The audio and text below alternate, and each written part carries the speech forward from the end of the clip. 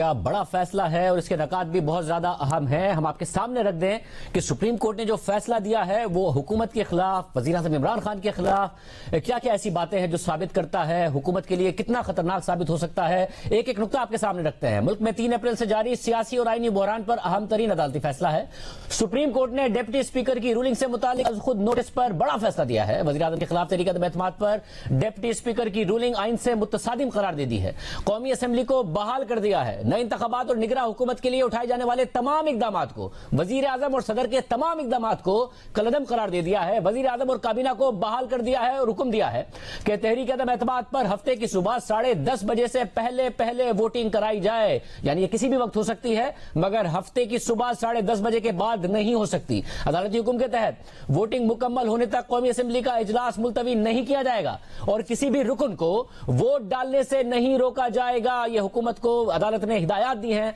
और तहरीक नाकाम हो तो मौजूदा हुकूमत को काम जारी रखने का हुक्म दिया है और तहरीक कामयाब हो जाए तो नए वजीर आजम के इंतखाब का हुक्म दे दिया है। चीफ जस्टिस उमर अता बंदियाल की सरबराही में सुप्रीम कोर्ट की बेंच ने मुत्तफिका फैसला सुनाया है। बेंच में जस्टिस एजाजुल एहसन, जस्टिस मजहर आलम, जस्टिस मुनीब अख्तर, जस्टिस जमाल मंदुखेल शामिल थे और अदालत ने अपने मुत्तफिका और मुख्तसर तहरीरी फैसले में लिखा है कि वजीर आजम के खिलाफ तहरीक अदम एतमाद से मुतालिक जो रूलिंग डिप्टी स्पीकर ने 3 अप्रैल को दी है उसे गैर आईनी करार दिया जाता है। उसकी कोई कानूनी हैसियत नहीं है, इसलिए उसे कलअदम करार दिया जाता है और नतीजतन यह भी करार दिया जाता है कि इस पूरे वक्त में तहरीक ज़ेरे इल्तवा थी और अपनी जगह बरकरार थी। वो अब भी ज़ेरे इल्तवा है और अपनी जगह बरकरार है और इसके नतीजे में यह भी करार दिया जाता है कि इस पूरे वक्त में वजीर आजम आइन के आर्टिकल 58 के तहत आयद करदा पाबंदियों के पाबंद थे और अब भी हैं। इसलिए इस दौरान वो किसी भी वक्त सदर को असेंबली तहलील करने का मशवरा नहीं दे सकते थे और जो एडवाइस वजीर आजम ने सदर को असेंबली तहलील करने की दी वो आइन के खिलाफ है और इसकी कोई कानूनी हैसियत नहीं है। और 3 अप्रैल को सदर ने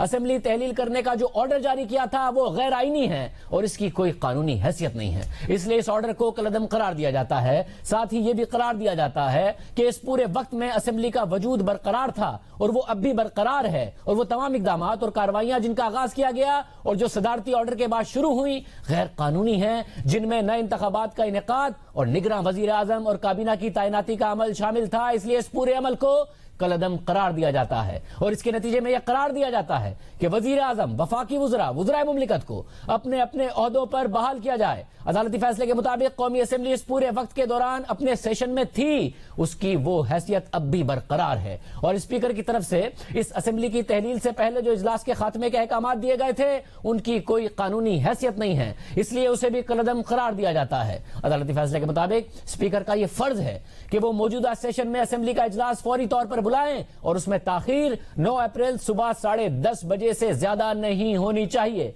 ताकि 3 अप्रैल को जारी करदा ऑर्डर ऑफ द डे के मुताबिक हाउस ऑफ बिजनेस को चलाया जाए और स्पीकर आइन के आर्टिकल 54 के तहत इजलास के खात्मे के लिए अपने इख्तियारात का इस्तेमाल 2 सूरत में नहीं कर सकता। पहली सूरत यह है कि स्पीकर उस वक्त तक असेंबली का इजलास खत्म नहीं कर सकता जब तक तहरीक अदम एतमाद अक्सरियत से मंजूर नहीं हो जाती और दूसरी सूरत यह है कि स्पीकर असेंबली उस वक्त तक भी इजलास का खात्मा नहीं कर सकता जब तक तहरीक अदम एतमाद अक्सरियत से मंजूर हो जाती है, यानी कामयाब हो जाती है और फिर वजीर आजम को इलेक्ट किया जाता है। अदालती फैसले के मुताबिक अगर तहरीक अदम एतमाद अक्सरियत से मंजूर हो जाती है तो फिर कौमी असेंबली अपने मौजूदा इजलास में नए वजीर आजम का इंतखाब करने के लिए आगे बढ़ेगी और इस मामले में स्पीकर समेत तमाम दीगर लोग और वफाकी हुकूमत पाबंद हैं कि जो अहकाम दिए गए हैं उनकी तेजी से पैरवी की जाएगी। और अटॉर्नी जनरल ने जो 21 मार्च को यकीन दहानी वफाकी हुकूमत की तरफ से करवाई थी और जिसे अदालत ने अपने फैसले में शामिल किया था उसे अदालती फैसले के तौर पर लिया जाए। वफाकी हुकूमत किसी भी तरीके से कौमी असेंबली के किसी रुकन के लिए रुकावट का बाइस नहीं बनेगी जो इस इजलास में शिरकत करना चाहते हैं और अपना वोट देना चाहते हैं। और यह हिदायत की जाती है कि अदालत का यह फैसला तहरीक अदम एतमाद और वजीर आजम को इलेक्ट करने के अमल पर लागू होगा।